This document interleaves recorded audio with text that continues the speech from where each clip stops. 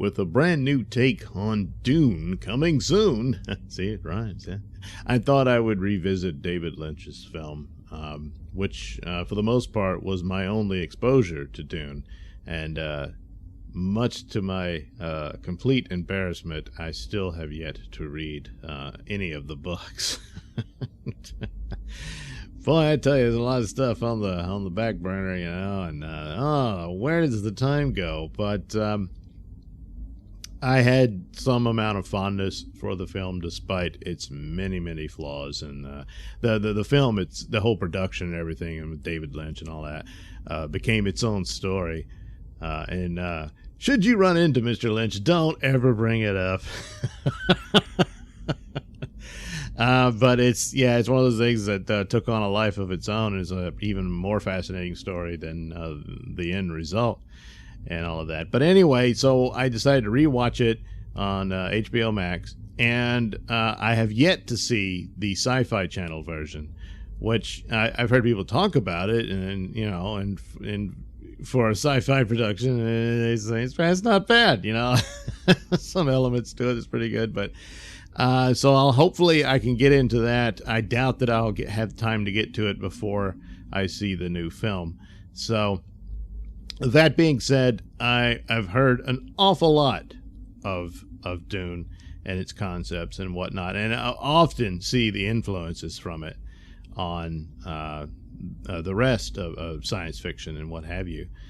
And I certainly understand that there's something to this for something like that to have this a rather large following to it, and the elements of what it speaks to. Now, I also know that there are quite a few departures from David Lynch's film, and some rather notable ones, and so it'll be interesting to see how close to the actual story the new one will be. And for that matter, I don't know how close the miniseries was, but you know, we'll see. And of course, until I read the book myself, you know, I won't be able to clearly give true judgment on that. But David Lynch's film, it was actually the second production that actually got underway. Of course, there is another story that's more interesting than if the movie had ever been made by Odorsky. I never know how to pronounce the man's name, but the documentary on that is fascinating and good. And so that, you know, you got that out of it, and then all the cool looking concept art and whatnot. But boy, this choice of avant-garde and weird directors for this film, just for whatever reason, that's what they wanted. And so in David Lynch, there's a lot of elements in it, and you could understand why some of that, the surrealism and whatnot, would be applicable to the dream sequences and whatnot here. And and a lot of it's just the basic story of a hero's journey, and this a throwback to in a lot of ways it shares this with Star Wars, where it has more relationship to old myth and legends and whatnot. And the science fiction elements take a back seat to it. Now, again, maybe the books are going in more depth into that. There was the other cut where you had this sort of prologue narration to it, which I actually preferred, you know, because it gives you more detail about the world of Dune, or the universe of it, if you will, and the history and stuff. I mean, one of the elements about, well, you know, why enslave the Fremen when you could just use robots? Oh, there was a problem with that. And, well, they deal with that nastiness, which, yes, I incorporated into my Boba Stargone parody series.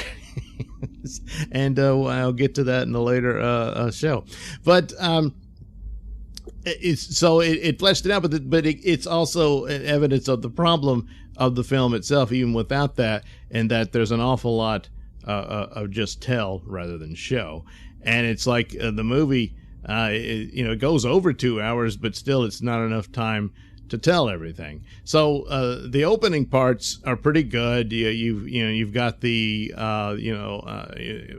what do you call it? You've got the ruling families in space. So it's this interesting take on humanity taking a step backwards despite being in the distant future and able to travel the stars and all this sort of thing. And at the time, I thought, nah, that's not going to happen. Boy, I tell you, living in today about how people seem to want an aristocracy and titles and stuff, I said, yeah, okay, yeah, that's very possible that you would have dukes and lords and emperors and all that.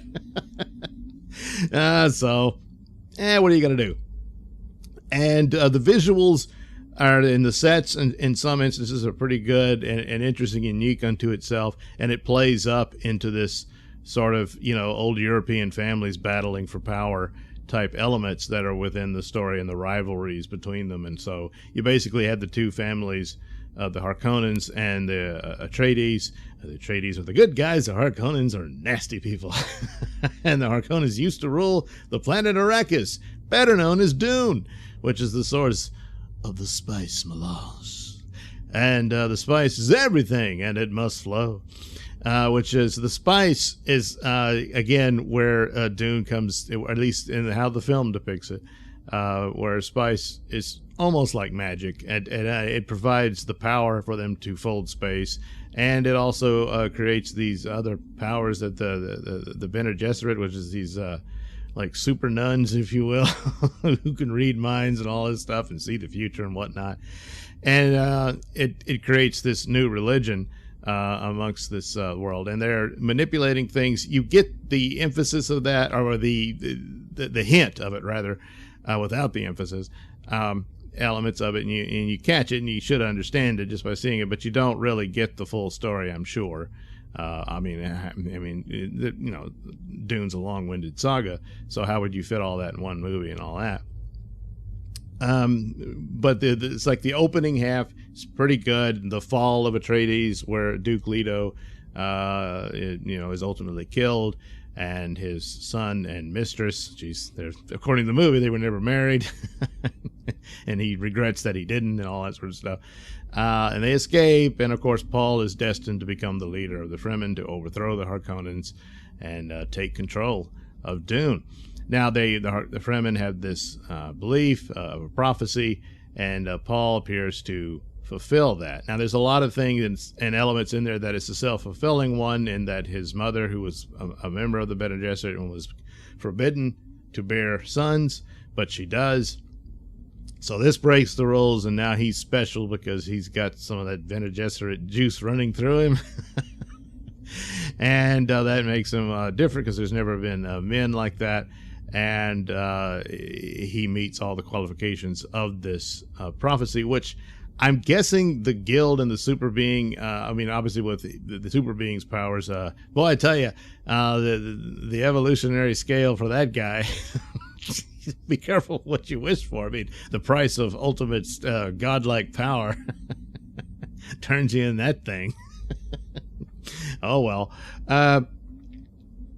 They were afraid, because they just want to keep the spice going, because that's the source of their power and whatnot. And so that's basic plots and setups, but it's all the imagery and mood and whatnot. But it breaks down through the second half. I mean, Paul's journey is cut short in a lot of ways, and he meets a challenge, and it's okay. And of course, the whole thing is that don't drink the water of life. No man can. And of course, he does, and he's fine. And ultimately, the big secret, the source of the spice is the sandworms themselves and all that sort of stuff. And it's just, there's some scenes where, they break the sandworm like a horse. I mean, would the sandworm even know they're there? Because they're enormous, but hey, they do, And then, of course, this is an element that gives them a great advantage over the Harkonnens when they retake the fortress and whatnot and defeat them. That's all well and good, but it's like the first half, everything looks good, even when the effects are not up to snuff, and it is of its time. It really goes south in the second half, which is unfortunate. Because there's like the take, when the Harkonnens take over, the battle scenes are a little bit better. There's a use of lighting and whatnot that conceal the not so great parts, but there's some really bad shots in the final battle at the end, and all of that stuff. So it does have the good elements, but it's too much rushing towards the end. The romance between Paul and his girlfriend and all that, and her deal. There's this brief meeting where, you know, she's a tough gal and not all that impressive. Then they're in love. You know? And well, that's that, you know. So there's not enough build up there. They just didn't have the time for it, you know. Apparently, the new film is not going. It's going to be broken up into two. So my guess is that Paul's self-discovery is the ultimate conclusion to the first film, and that he knows what he has to do at that point, and then the next film will show him do it and all that. So that there's more time for his development and whatnot, and all of that. Whereas this one, you know, it's all very rushed. There was the element of hearing people's thoughts, which, I mean, at first it's very distracting, but then I don't know. In some instances it works, in others not so much. It just looks like they're trying to hurry up and cover material, again, rushing it and whatnot. So Lynch's Dune is an interesting and fascinating thing to watch, but it's a terribly flawed film, so I can't call it good, even though I have this fondness for it. And of course, you know, from its time, and I remember all that. But, you know, it's one of those things, it's like, damn, if only they this and only that, and that sort of thing. And certainly for people who are hardcore Dune fans, must have been a great disappointment. And that's the fear of this new one coming in. And the ultimate fear is, oh, the current era we're living in. Oh, no. But, you know. So, in David Lynch's film, that one of the complaints about it was at the end it rains, and they said I guess that didn't happen in the original story, and that for Paul to actually be a Messiah was not really the intent of the original story, yet he clearly is in this version of it. Like I said, there's certain elements of it that it's almost like this was set up to happen by, like, maybe his mother, I guess, for vibe. Now, she says he did it out of love because, you know, Duke Leto, he wanted a son, so she wanted to give him one, and yet it sets off the chain of events that leads to this, where Paul is just born and conditioned to have this reaction to the spice, which it exemplifies abilities he already has and all that. And of course, he's a trained leader and whatnot, so he has all those skills that makes him capable of helping out the Fremen overthrow their oppressors and that sort of thing. So technically speaking, you could say, well, it was planned out and it's just using of the material that's there. And the spice, which again is like magic, it's quite a step above dilithium crystals in Star Trek and stuff like that. But apparently, you know, just by this and the dreamy means by which it's more mystical, and that he really is this hand of God, and he's a Messiah in the future, leading humanity on a different path than where it was going, and that sort of thing. And clearly appears to now he doesn't heal people or bring them back from the dead or anything. I don't know, does he do it in the next but if Frank Herbert didn't intend for him to actually be this mystic being, then that would be quite a bit too much of a departure on the case of David Lynch's version. But that's something people more knowledgeable of the source material would be able to speak upon than myself. But that's clearly the case in this film, that he's the chosen one or what have you, and is victorious, and it's a one and done deal in that, but it's so that it didn't really need a sequel or anything. I'm sure it would have been very popular, but it just wasn't going to be, because it falls apart in its second half. There's too much stuff chopped up and thrown around. It goes too fast, and you don't have time enough to understand and know any of the characters and that sort of thing. It's like, oh, suddenly he's in love, you know. Well, he had a dream about her, and there she was, and all that stuff, and that's good enough. Move on. You know.